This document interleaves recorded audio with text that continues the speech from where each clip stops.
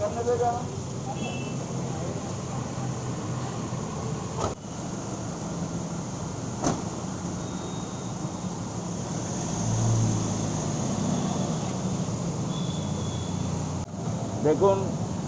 ওরা বলছে যে আমরা সরকারি কাজে বাধা দিয়েছি।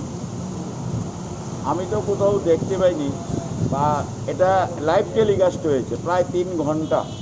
সমস্ত সর্বভারতীয় যে মিডিয়াগুলো আছে, চ্যানেল, ইলেকট্রনিক মিডিয়াগুলোতে সেখানে লাইভ টেলিকাস্ট হওয়ার পর সেখানে কোথাও আমাদের সঙ্গে এমন কোনো পরিবেশই হয়নি বা পুলিশের সঙ্গে তিক্ততাও হয়নি। সম্পূর্ণ শান্তিপূর্ণ পরিবেশে পুলিশ আমাদের সঙ্গে মত বিনিময় করেছে। সেই রকম সরকারি কাজে বাধা দেওয়া বা সেই ধরনের কোনো কিছু সেখানে হয়নি। এই সরকার জনবিচ্ছিন্ন হয়ে গেছে।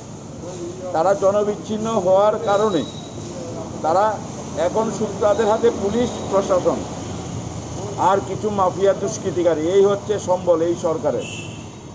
প্রতিদিন আমাদের গত পরশুদিন রাত্রিবেলা আমবাসাতে পাঁচজন আমাদের কর্মীকে, নিরীহ কর্মীকে মধ্যরাত্রে উঠিয়ে এনে তাদের বিরুদ্ধে সমস্ত মিথ্যা মামলা দিয়ে, বিভিন্ন সেকশন দিয়ে, নন ভ্যালুয়েবল সেকশন দিয়ে তাদেরকে আটকে রাখা হয়েছে। কালকে আমি আমবাসাতেও গিয়েছিলাম এবং সমস্ত জায়গাতে পুলিশ প্রশাসনকে নগ্নভাবে ব্যবহার করে তারা তাদের ক্ষমতাটাকে প্রলম্বিত করতে চাইছে। এটাও না, আমাদের সর্বভারতীয় যুব আইকন অভিষেক বন্দ্যোপাধ্যায় সহ আমরা সেই দিন শান্তিপূর্ণভাবে পুলিশের সঙ্গে কথা বলেছি।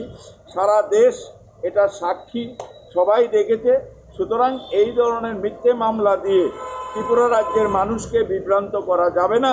ত্রিপুরা রাজ্যের মানুষ, এই যে সরকার, স্বৈরাচারী সরকারের বিরুদ্ধে ত্রিপুরা রাজ্যের মানুষ শান্তি চায়, ত্রিপুরার উন্নয়ন চায়। সুতরাং এতে কেউ বিভ্রান্ত হবে না, এটা আমাদের দৃঢ় বিশ্বাস।